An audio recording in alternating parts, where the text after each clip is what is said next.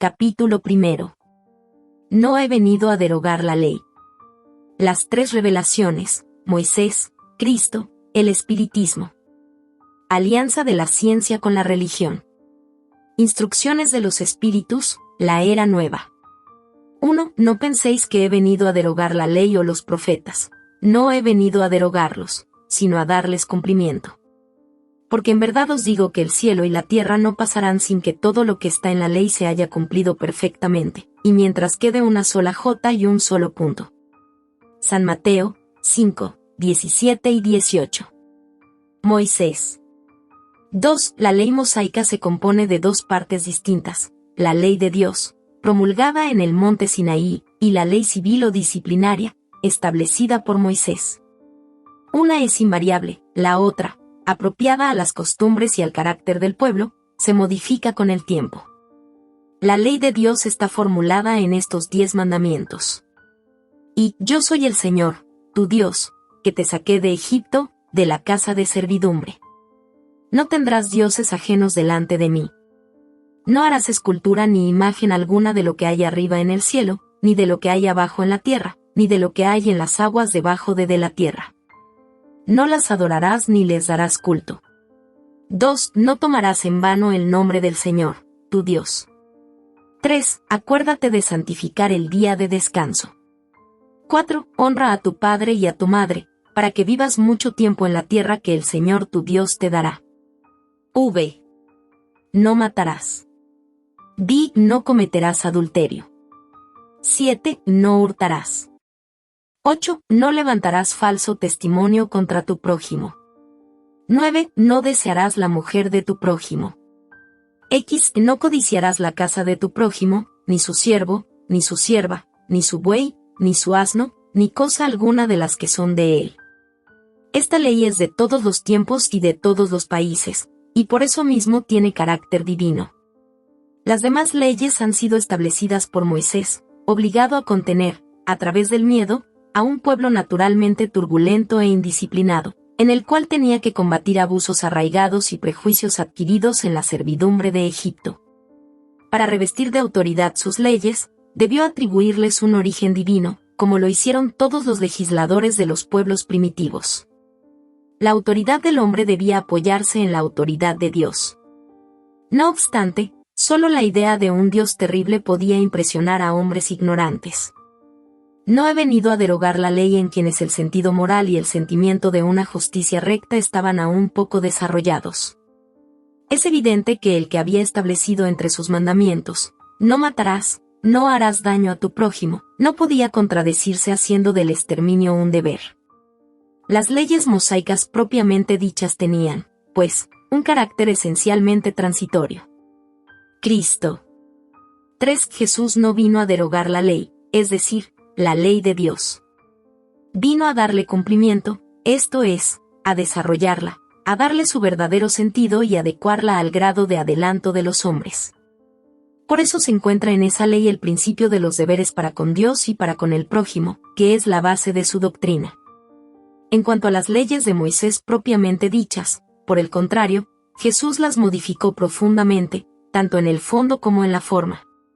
Combatió constantemente el abuso de las prácticas exteriores y las falsas interpretaciones, de modo que no podía hacer que esas leyes sufrieran una reforma más radical que mediante su reducción a estas palabras: amar a Dios por sobre todas las cosas y al prójimo como a sí mismo. 5, añadiendo: esta es toda la ley y los profetas.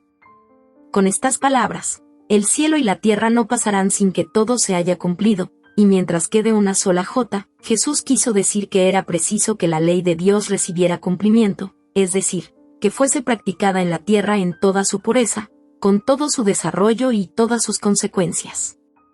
Porque, ¿de qué serviría haber establecido esa ley, si debía quedar como privilegio de algunos hombres? 5. Véase Deuteronomio 6:5 y Levítico 19:18. N del T. 57. O, a lo sumo, de un solo pueblo. Dado que todos los hombres son hijos de Dios, sin distinciones, todos ellos son objeto de la misma solicitud. 4. Pero el rol de Jesús no fue simplemente el de un legislador moralista, sin más autoridad que su palabra. Él vino a cumplir las profecías que anunciaron su llegada. Su autoridad provenía de la naturaleza excepcional de su espíritu y de su misión divina. Vino a enseñar a los hombres que la verdadera vida no está en la tierra, sino en el reino de los cielos. Vino a enseñarles el camino que conduce a ese reino, los medios para reconciliarse con Dios, y la manera de presentir esos medios en la marcha de las cosas futuras, para el cumplimiento de los destinos humanos. Sin embargo, no lo dijo todo, y sobre muchos puntos se limitó a presentar el germen de verdades que, según él mismo declaró, aún no podían ser comprendidas. Habló acerca de todo, pero en términos relativamente explícitos. Para captar el sentido oculto de determinadas palabras de Jesús era preciso que ideas nuevas y nuevos conocimientos vinieran a aportar la clave, y esas ideas no podían venir antes de que el espíritu humano alcanzara cierto grado de madurez. La ciencia debía contribuir poderosamente al nacimiento y al desarrollo de esas ideas. Así pues, había que dar a la ciencia el tiempo necesario para que progresara. El espiritismo. 5. El espiritismo es la ciencia nueva que viene a revelar a los hombres, con pruebas irrecusables, la existencia y la naturaleza del mundo espiritual, así como sus relaciones con el mundo corporal. Nos muestra ese mundo, no ya como algo sobrenatural, sino, por el contrario, como una de las fuerzas vivas y que incesantemente obran en la naturaleza, como el origen de una multitud de fenómenos incomprensibles hasta ahora y relegados, por esa razón, al dominio de lo fantástico y lo maravilloso. A esas relaciones Cristo hace alusión en diferentes circunstancias, y por eso muchas de las cosas que dijo son todavía ininteligibles o han sido falsamente interpretadas. El espiritismo es la clave con cuya ayuda todo se explica fácilmente. 6. La ley del Antiguo Testamento está personificada en Moisés, la del Nuevo Testamento está personificada en Cristo. El espiritismo es la tercera revelación de la ley de Dios, pero no está personificado en ningún individuo, porque es producto de la enseñanza impartida, no por un hombre, sino por los espíritus, que son las voces del cielo, en todos los lugares de la tierra y a través de una multitud innumerable de intermediarios. El espiritismo es, en cierto modo, un ser colectivo que comprende el conjunto de los seres del mundo espiritual, cada uno de los cuales trae a los hombres el tributo de sus luces para hacerles conocer ese mundo y la suerte que en él les espera. 7. Así como Cristo dijo, no vengo a derogar la ley, sino a cumplirla, el espiritismo dice también, no vengo a derogar la ley cristiana, sino a cumplirla. No enseña nada contrario a lo que Cristo enseñó, pero desarrolla, completa y explica, en términos claros para todo el mundo, lo que solo se dijo con una forma alegórica. El espiritismo viene a cumplir, en los tiempos predichos, lo que Cristo anunció, y a preparar el cumplimiento de las cosas futuras. Por consiguiente, es la obra de Cristo, que él mismo preside, así como preside lo que también anunció, la regeneración que se opera y que prepara el reino de Dios en la tierra. Alianza de la ciencia con la religión. 8. La ciencia y la religión son las dos palancas de la inteligencia humana. Una revela las leyes del mundo material, la otra, las leyes del mundo moral.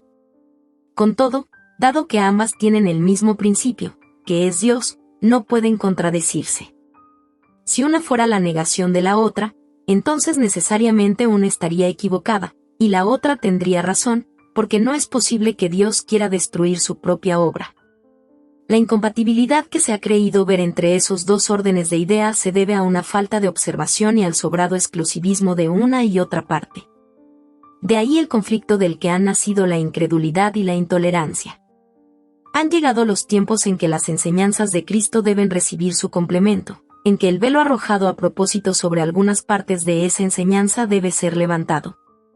Han llegado los tiempos en que la ciencia deje de ser exclusivamente materialista y tome en cuenta el elemento espiritual, en que la religión deje de ignorar las leyes orgánicas e inmutables de la materia, y en que ambas fuerzas, apoyadas la una en la otra y avanzando en armonía, se presten mutuo apoyo.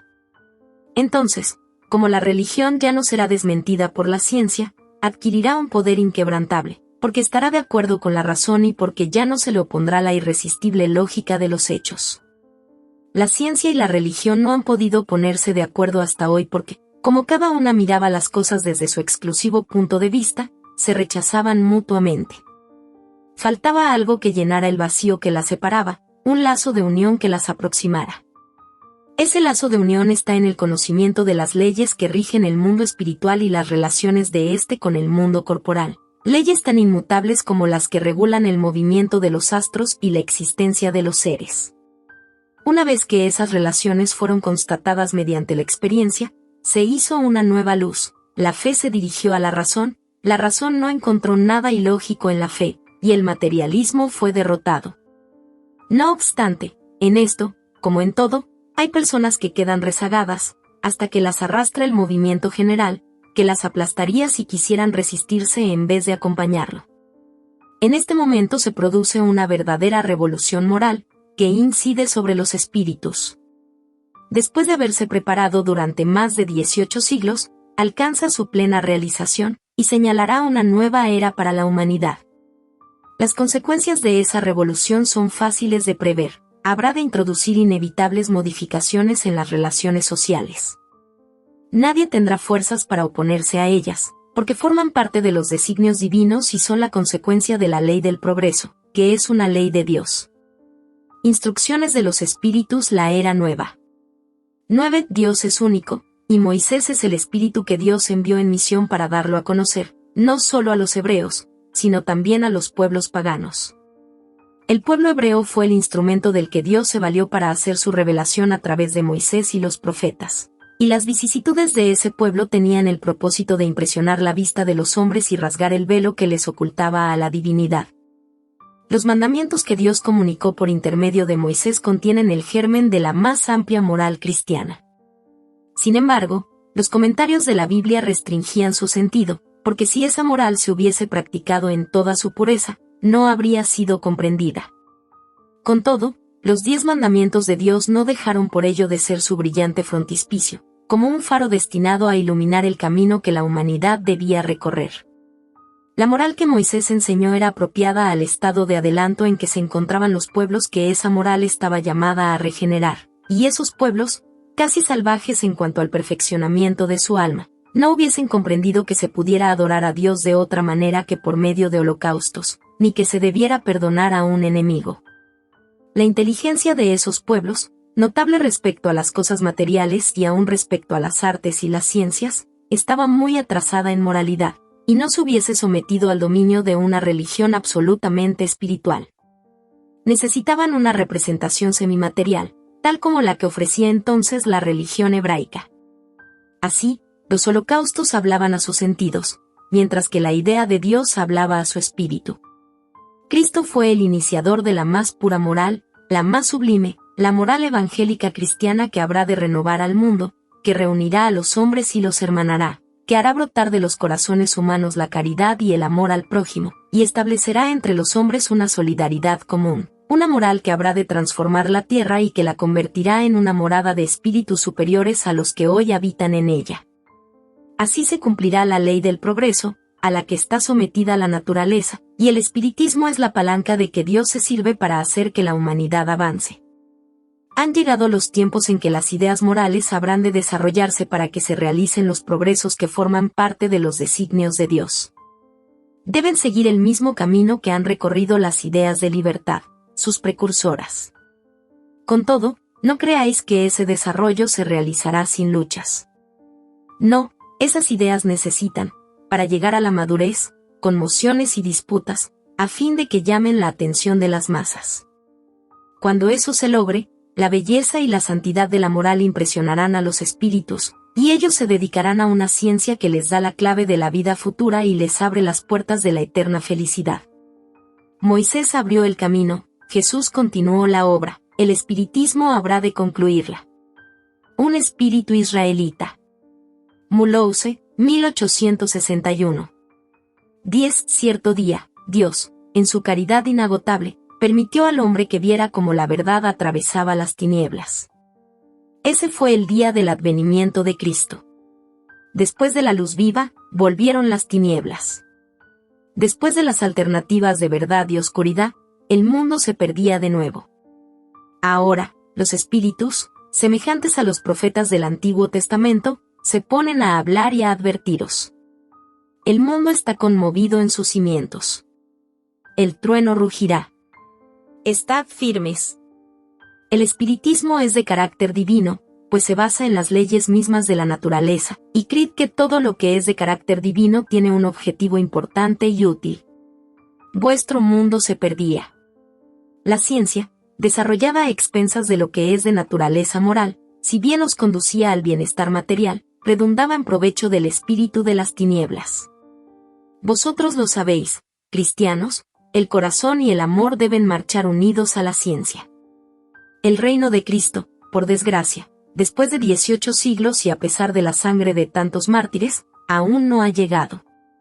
Cristianos, volved al Maestro que quiere salvaros. Todo es fácil para el que cree y ama, pues el amor lo colma de un goce inefable. Sí, hijos míos, el mundo ha sido conmovido. Los espíritus buenos os lo dicen con frecuencia.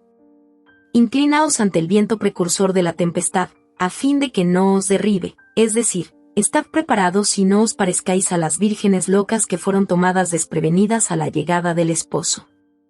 La revolución que se prepara es más bien moral que material. Los grandes espíritus, mensajeros divinos, inspiran la fe para que todos vosotros, obreros ilustrados y ardorosos, hagáis oír vuestra humilde voz. Porque vosotros sois como granos de arena, pero sin granos de arena no habría montañas. Así pues, que la expresión somos pequeños ya no tenga sentido para vosotros. A cada uno su misión, a cada uno su trabajo. ¿Acaso no construye la hormiga el edificio de su república? ¿Y los animálculos imperceptibles no erigen continentes? La nueva cruzada ha empezado. Apóstoles de la paz universal y no de la guerra, San Bernardos modernos, mirad y marchad hacia adelante. La ley de los mundos es la ley del progreso. Fenelón. Poitiers, 1861.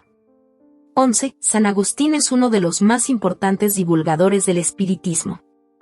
Se manifiesta en casi todas partes, y la razón de ello está en la vida de ese gran filósofo cristiano. Pertenece a esa vigorosa falange de los padres de la Iglesia, a los cuales la cristiandad debe sus más sólidos cimientos. Como muchos otros, fue rescatado del paganismo, o mejor dicho, de la impiedad más profunda, por el resplandor de la verdad. Cuando en medio de sus mayores excesos sintió en su alma aquella vibración extraña que lo hizo volver en sí, a fin de que comprendiera que la felicidad estaba en otra parte y no en los placeres agotadores y efímeros, cuando, en fin, en su camino de Damasco oyó también la voz santa que le gritaba: Saulo, Saulo, ¿por qué me persigues? Entonces exclamó: Dios mío, perdóname, creo, soy cristiano. Y desde entonces se convirtió en uno de los más firmes defensores del Evangelio. En las notables confesiones que este espíritu eminente nos dejó, se pueden leer las palabras, características y proféticas al mismo tiempo, que pronunció después de haber perdido a Santa Mónica. Estoy convencido de que mi madre volverá a visitarme y a darme consejos, revelándome lo que nos espera en la vida futura. Cuánta enseñanza hay en esas palabras, y qué brillante previsión de la futura doctrina. Por eso, hoy, al ver que ha llegado la hora de divulgar la verdad que en otro tiempo presintió, San Agustín se ha vuelto su ardiente divulgador, y se multiplica, por decirlo así, para responder a todos los que lo llaman. Erasto, discípulo de San Pablo, París, 1863. Nota. ¿Acaso San Agustín viene a echar abajo lo que edificó? Por cierto que no. Sin embargo, como tantos otros, ahora ve con los ojos del espíritu lo que no veía como hombre. Su alma, desprendida, entrevé nuevas claridades y comprende lo que no comprendía antes. Nuevas ideas le han revelado el verdadero sentido de ciertas palabras. En la tierra, San Agustín juzgaba las cosas según los conocimientos que poseía, pero cuando se hizo para él una nueva luz, pudo juzgarlas más sensatamente. Así, abandonó su creencia respecto de los espíritus íncubos y súcubos, y el anatema que había lanzado contra la teoría de las antípodas. Ahora que el cristianismo se le presenta en toda su pureza, puede pensar sobre ciertos puntos de otro modo que cuando vivía, sin dejar de ser un apóstol cristiano. Puede, sin renegar de su fe, hacerse divulgador del espiritismo, porque en él ve el cumplimiento de las cosas predichas. Al proclamarlo hoy, no hace otra cosa que conducirnos a una interpretación más sensata y lógica de los textos. Lo mismo sucede con otros espíritus que se encuentran en una posición análoga.